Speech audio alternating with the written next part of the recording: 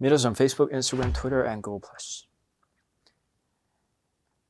Hey guys, this is Phil from underKG.com, and this is Google Nexus 6. It's got a 6 engraving, so it's obviously a Nexus 6 unless you turn it upside down to see a 9.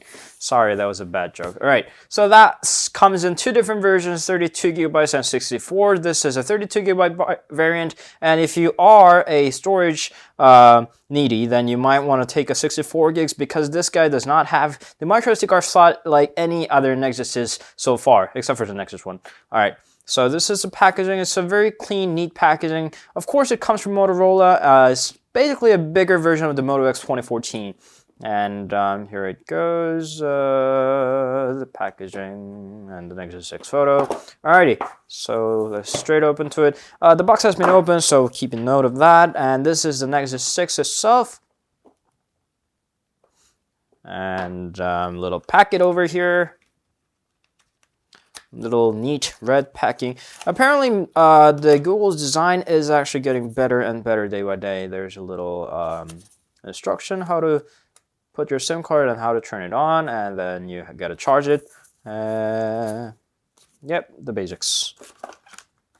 The little micro USB cable, and of course the charger. Apparently they're calling this a turbo charger, the turbo power supply. And let's see what turbo aspects it's got. Turbo 2 output, 12 volts. Okay. So it supports 5 volts, 9 volts, and 12 volts in the same time. So of course the higher voltage it sends, as long as your phone supports it, then it's going to charge faster. So I guess that's the basic technology behind it. Alright, so this is the Nexus 6. They were criticized for getting the price so expensive for the Nexus 6 compared to the Nexus 5.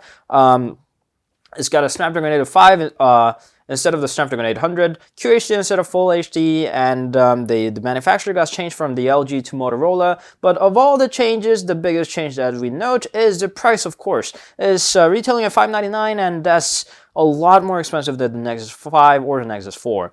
Alright, so the basics. Receiver, 2 megapixel cameras in the front, and the 5.96 inches of a display. It's a QHD.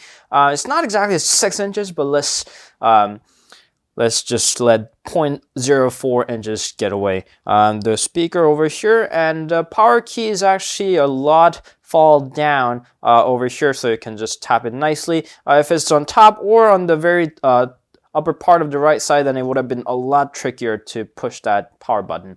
The volume rocker, and just like the Moto X 2014, it's got an earphone jack at the top of the center of the top, the nano SIM card slot, and micro USB port flipped upside down. That's a Nexus tradition. And here we have a 13 megapixel camera with the Motorola logo and the Nexus branding. So apparently some of the users have reported the battery getting suffocated or the Nexus branding getting fell off. Neither of them happened so far because, well, this is a brand new unit, but we'll have to see if that's a common issue within the Nexus devices. Alright, so let's give it a power.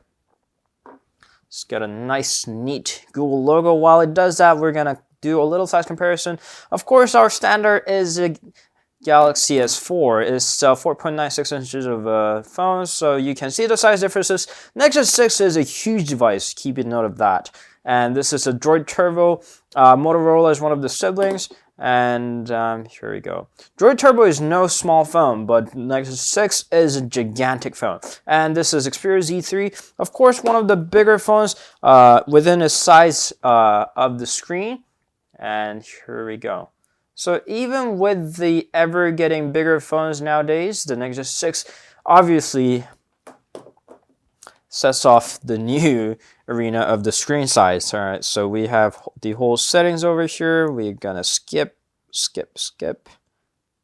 Name, personalization. So it comes with the Google Android Lollipop built in, and they trimmed down the settings a lot, and now there are a lot less settings that you have to go through. And here we go, you are now into the Android 4.0 Lollipop. They already outed the version 5.1, but the OTA update hasn't been arrived here, so we still have the Android 5.0.1.